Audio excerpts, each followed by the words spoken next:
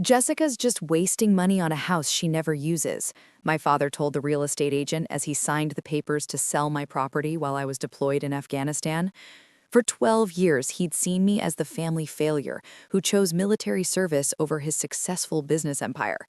She's playing soldier instead of building real wealth like her sister, he'd say to anyone who'd listen. But 3 days after the sale closed, his phone rang with a call that would change everything. Mr. Martinez, this is General Patricia Hayes, U.S. Army. I'm calling about the unauthorized sale of Major Martinez's property. If you've ever been betrayed by family who underestimated you completely, type justice below. What that general told him about his disappointing daughter would leave him speechless and force him to confront the truth about who he'd been sabotaging for over a decade. The betrayal had been building for 12 years, but it reached its devastating crescendo on a scorching Tuesday afternoon in Phoenix, Arizona, while I was commanding Forward Operating Base Phoenix in Helmand Province. I was coordinating a complex multi-unit operation to secure a Taliban stronghold when my secure satellite phone buzzed with an encrypted message from my bank's fraud protection service. Major Martinez, we're calling to verify a large transaction on your account. A property sale for $450,000 was processed yesterday using power of attorney documentation. Can you confirm this was authorized? I felt my blood turn to ice as I processed what the banking representative was telling me. Someone had sold my house in Phoenix using legal documents I had never signed, accessing my financial accounts while I was deployed in an active combat zone. Ma'am, I need immediate details about this transaction, I said, stepping away from the Tactical Operations Center where my staff was coordinating artillery support for troops in contact with enemy forces. The power of attorney was executed by Roberto Martinez, listed as your father and financial representative, the banker explained with growing concern. The sale was completed through Desert Hills Realty yesterday morning. Roberto Martinez, my father, who had spent 12 years making it clear that my military career represented the biggest disappointment of his successful business empire. The man who'd built a multi-million-dollar construction company while dismissing my army service as playing soldier instead of building real wealth like my sister, Carmen, who had followed him into real estate development. I ended the call and immediately contacted my lawyer through encrypted military communications, beginning the process of investigating how my father had obtained fraudulent power of attorney to steal my property while I was deployed in a combat zone. But the theft of my house was just the latest escalation in a family conflict that had defined my relationship with Roberto Martinez since the day I announced my intention to attend West Point instead of joining his business. Jessica, you're throwing away a guaranteed future, he had said during my high school graduation dinner, his voice carrying the disappointment of a successful entrepreneur whose daughter was choosing poverty over prosperity. I've built an empire that could support your family for generations, and you want to waste your intelligence playing soldier? The phrase playing soldier became his standard description of my military ambitions, delivered with the casual contempt of someone whose understanding of success was measured entirely in financial terms. My mother, Maria, had supported his position with the gentle authority of someone who had spent 25 years building a life around Roberto's business achievements. Mija, the military is for people who don't have better options, she explained with maternal concern. You have opportunities that most young women would dream about. But I had already fallen in love with the idea of military service during JROTC, where I discovered capabilities for leadership and tactical thinking that my family's business-focused environment had never recognized or developed. At West Point, I excelled in every measure that mattered to military professionals: academic performance, leadership readings, physical fitness, and tactical innovation. I graduated in the top 10% of my class with distinction in military engineering and was commissioned as a second lieutenant in the Corps of Engineers. But my family's reaction to my commission was disappointment mixed with hope that military service would be a brief phase before I came to my senses and joined the family business. How much does a lieutenant make? My father asked during my commissioning celebration, his tone suggesting he already knew the answer would confirm his assessment of my poor life choices. About 30,000 a year to start, I replied, knowing that the comparison to his six-figure business income would reinforce his conviction that I had chosen poverty over prosperity. Jessica, I pay construction foremen more than that, he said, with the authority of someone stating obvious facts. You could be making $100,000 a year managing development projects, but instead you're choosing to live in government housing and follow orders from people who couldn't succeed in civilian business? Over the following years, this dynamic intensified as my military career progressed through increasingly responsible assignments, while my family remained convinced that I was wasting my potential in a profession that offered neither financial reward nor social status comparable to their business empire. When I was promoted to captain and assigned to command an engineer company, my father's response was to offer me a management position in his construction firm that paid twice my military salary. "It's not too late to make smart career decisions," he explained during one holiday gathering where my sister Carmen was celebrated for her success in luxury real estate development. Military experience could actually be valuable in construction management once you stop pretending that playing soldier is a real profession. I declined his offer and continued my military career, advancing through assignments that took me to engineering projects in Germany, Korea, and Fort Bragg, where I commanded increasingly complex operations that required technical expertise and leadership skills my family never bothered to understand. But the real breaking point came when I was selected for deployment to Afghanistan as commander of Forward Operating Base Phoenix, responsible for coordinating engineer operations across Helmand Province in support of combat missions against Taliban forces. "Afghanistan?" my father said with genuine alarm when I told the family about my deployment assignment. "Jessica, that's actually dangerous. This military game has gone too far." "It's not a game, Dad," I replied with patience I no longer felt. "This is my profession, and I'm being deployed to command engineer operations that support combat troops fighting for American interests." "Support combat troops?" he repeated with confusion. "I thought you built roads and bridges. You're not actually involved in fighting, are you?" The question revealed the depth of his ignorance about my military career and the nature of modern combat operations. Forward Operating Base Phoenix wasn't a construction site, it was a command center for engineer operations that included route clearance, improvised explosive device detection, and combat engineering support for infantry and special operations forces. "Dad, I command combat engineers who clear routes, detect bombs, and support special operations missions," I explained with growing frustration at his fundamental misunderstanding of my responsibilities. "That sounds extremely dangerous," my mother interjected with maternal alarm. "Mija, why would you volunteer for assignments that put you in harm's way when you could have a safe, profitable career here?" The deployment to Afghanistan represented everything my family feared about military service: actual danger, separation from family, and responsibilities that generated no immediate financial return despite requiring extraordinary personal sacrifice. 3 months into my deployment, I used my accumulated leave to make a down payment on a house in Phoenix, a modest 3-bedroom property in a good neighborhood that represented my first significant investment in building long-term financial stability. "You bought a house you'll never live in?" my father said with exasperation when I told him about the purchase. "Jessica, you're deployed for a year, then you'll probably be assigned somewhere else. Real estate investment requires local knowledge and personal attention to property management." "It's an investment in my future," I replied during our monthly satellite phone call. "When I retire from the Army, I'll have equity built up and a place to live." "When you retire from the Army, you'll be 45 years old with no civilian job skills and a government pension that won't support the lifestyle you could have had," he countered with the certainty of someone whose business success validated his opinions about career planning. But what my father didn't understand was that my military career had already exceeded every measure of professional achievement he had ever accomplished.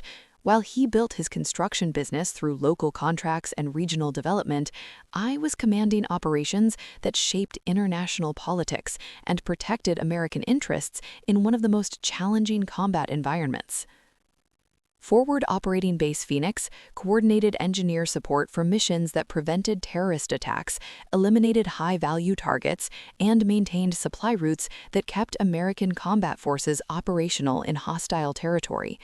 My tactical decisions affected the lives of thousands of American soldiers and the success of strategic objectives that would determine the outcome of American involvement in Afghanistan.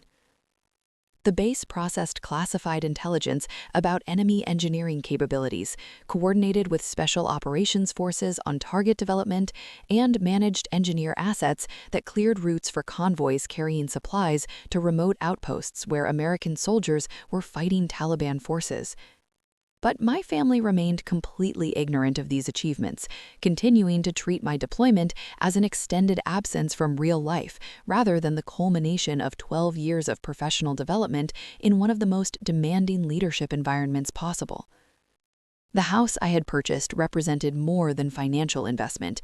It represented my commitment to building a life independent of my family's expectations and their conviction that military service was a phase I would eventually outgrow.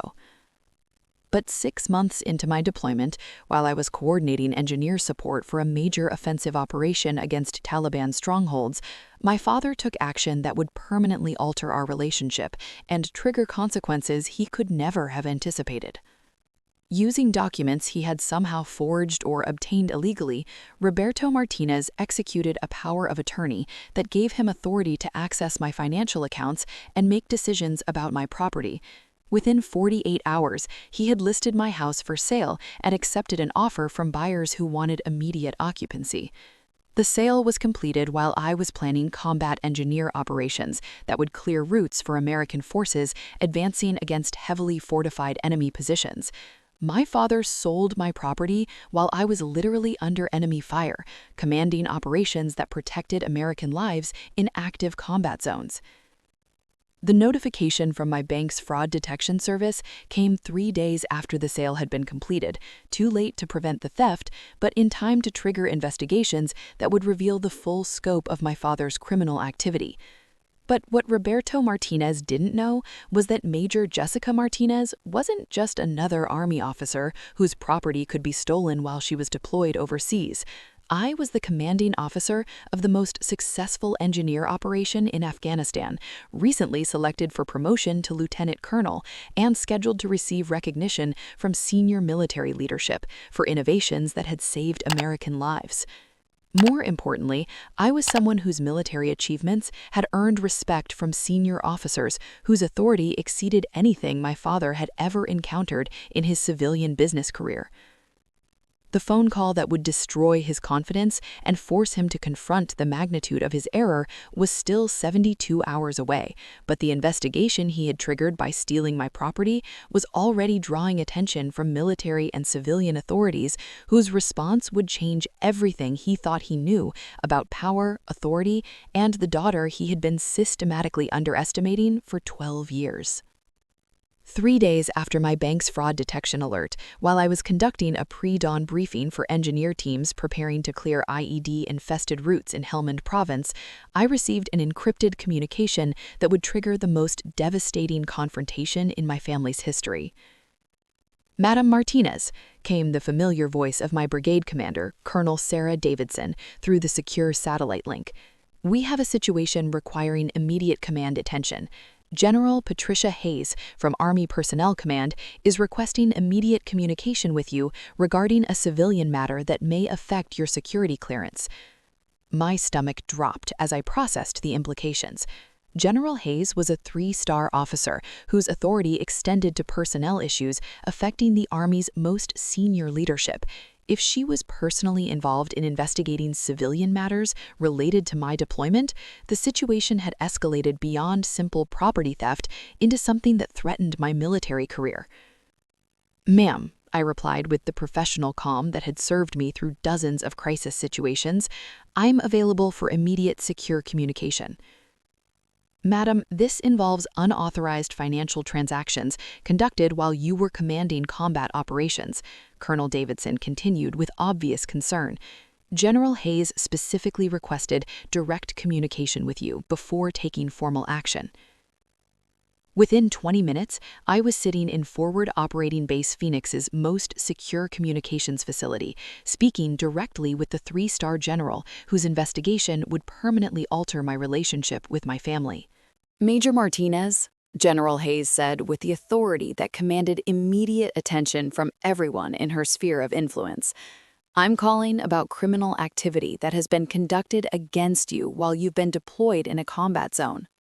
The word criminal hit me like incoming artillery, confirming that my father's actions constituted federal crimes rather than simple family disputes about property management.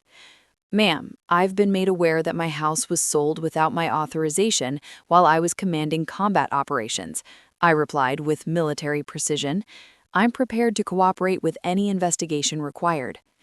Major, the investigation has revealed systematic fraud involving forged documents and unauthorized access to military personnel financial accounts, General Hayes continued with growing intensity. This isn't simple property theft. This is a coordinated attack on deployed military personnel that requires immediate federal response. She paused to let the implications sink in before delivering information that would reshape everything about the situation.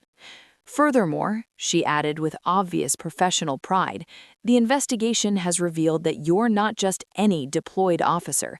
You're Major Jessica Martinez, commanding officer of the most successful engineer operation in Afghanistan, recently recommended for promotion to lieutenant colonel and selected for the Distinguished Service Cross for actions that saved American lives under enemy fire. The recognition was overwhelming and completely unexpected. I had submitted operational reports and after-action assessments, but I had no idea that my engineering combat work had attracted attention from senior Army leadership at the 3-star level. Ma'am, I said with growing comprehension, I wasn't aware that my operational performance had been elevated to senior leadership attention. Major, your tactical innovations in route clearance have been implemented across all Afghanistan engineer operations, General Hayes replied with obvious respect. Your techniques for IED detection have reduced American casualties by 30% in Helmand Province alone. The statistics were devastating in their implications. While my family dismissed my military service as playing soldier, I had been developing and implementing tactical innovations that saved American lives in active combat operations. The investigation into the theft of your property, General Hayes continued, has been elevated to federal priority because criminal activity against decorated combat commanders cannot be tolerated while they're serving in hostile environments. She paused again before delivering the information that would complete my vindication and trigger consequences my father could never have anticipated. Major Martinez, I'm personally calling the individual who committed these crimes, she announced with the authority of someone whose decisions shaped military careers and civilian lives. 12 hours later, my father was sitting in his air-conditioned Phoenix office, reviewing construction contracts and celebrating the completion of another profitable real estate transaction, when his phone rang with a call that would destroy his confidence and force him to confront the magnitude of his criminal activity. Mr. Martinez, this is General Patricia Hayes, United States Army. I'm calling about the unauthorized sale of Major Martinez's property while she was commanding combat operations in Afghanistan. I learned about this conversation later through official transcripts, but the immediate impact was devastating and permanent. My father, who had spent 12 years dismissing my military career as meaningless compared to his business success, suddenly found himself being interrogated by a 3-star general whose authority exceeded anything he had ever encountered in civilian business career. "General?" he said weakly, his voice carrying the confusion of someone who'd never expected military leadership to involve themselves in his personal decisions. "Mr. Martinez, you've committed federal crimes against a decorated combat commander while she was engaged in operations that protect American lives," General Hayes continued with clinical precision. "The FBI has opened a criminal investigation into fraud, identity theft, and violations of the Service Members Civil Relief Act." The legal terminology washed over my father like incoming fire, each charge representing years of potential federal imprisonment for crimes he had committed while believing he was managing his disappointing daughter's poor financial decisions. "I don't understand," my father said desperately.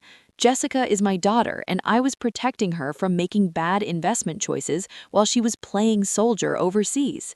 The phrase "playing soldier" triggered the most devastating response possible from someone who commanded respect from the Army's most senior leadership. "Mr. Martinez, your daughter commands Forward Operating Base Phoenix, responsible for engineer operations that support Special Operations Forces in active combat against enemy forces. She doesn't play soldier. She commands soldiers who fight and die for American interests." The correction was delivered with the kind of professional contempt reserved for civilians who demonstrated profound ignorance about military service while committing crimes against military personnel. Furthermore, General Hayes continued with growing intensity, Major Martinez has been selected for promotion to lieutenant colonel and recommended for the Distinguished Service Cross for tactical innovations that have saved hundreds of American lives in active combat.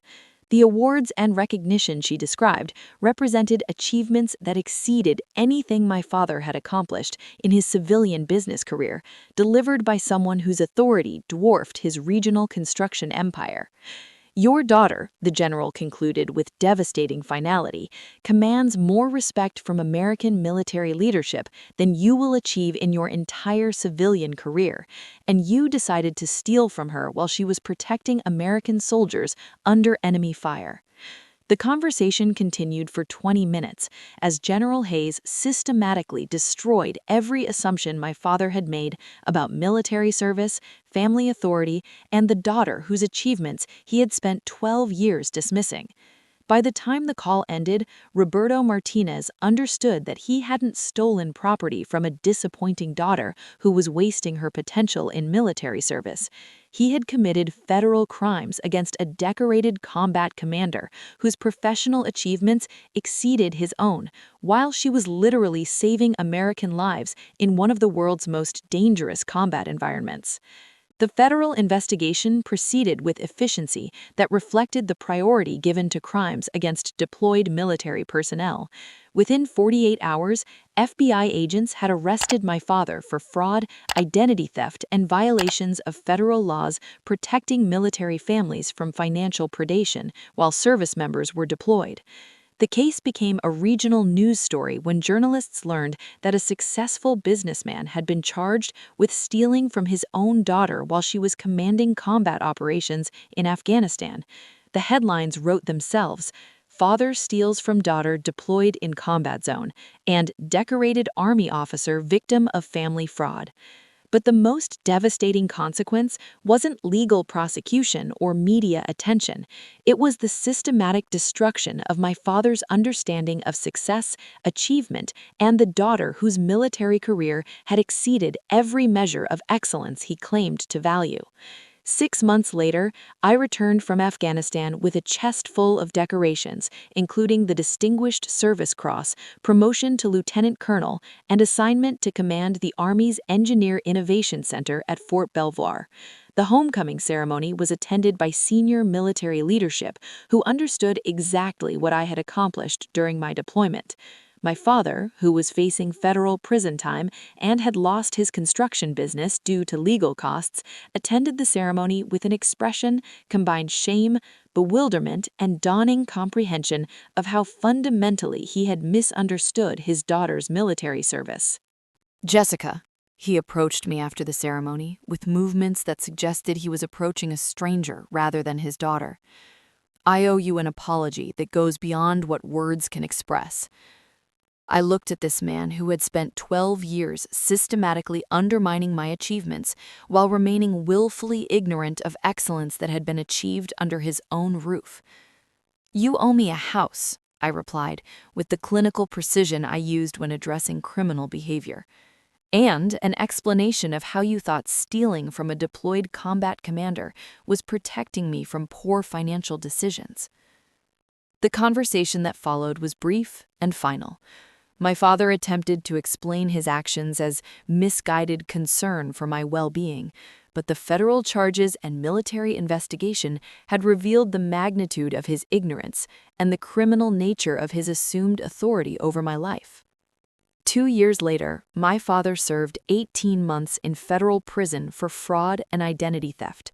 His construction business collapsed during his incarceration, and the family empire he had built over 3 decades was liquidated to pay legal fees and restitution. I was promoted to colonel and assigned to command the Army Corps of Engineers' largest district, responsible for military construction projects across the southeastern United States. The assignment represented the culmination of 15 years of military service that had consistently exceeded every measure of professional excellence. My mother, who had supported my father's dismissal of my military career, sent letters requesting reconciliation and family healing.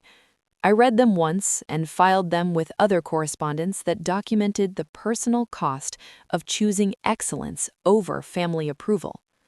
Standing in my command center at Fort Belvoir, coordinating engineer operations that shaped military infrastructure worldwide, I felt the deep satisfaction of someone who had finally stopped seeking validation from people whose understanding was constrained by their own limitations. I was Colonel Jessica Phoenix Martinez, commanding engineer operations that supported American military superiority globally, and I had finally stopped pretending that family approval mattered more than professional excellence. The war for my father's respect was over, but I had moved beyond needing his validation. The people who mattered in my career were the ones who had always understood that true service meant choosing mission over comfort, duty over family expectations, and excellence over the easy path of meeting reduced expectations. The vindication was complete, permanent, and ultimately irrelevant. I had already won the only battle that counted, the one for professional achievement that transcended family dysfunction and personal relationships. The daughter he had tried to steal from had become the officer whose authority exceeded his own, and that transformation was the most satisfying justice of all. Sometimes the people who should protect you the most are the ones who hurt you the worst. If you've ever been betrayed by family who couldn't see your worth, if you've ever been stolen from by people who claimed to know better, if you've ever had to prove your value to those who should have believed in you from the start, share your story below. Here, we honor those who rise above family dysfunction and find their validation in service rather than recognition.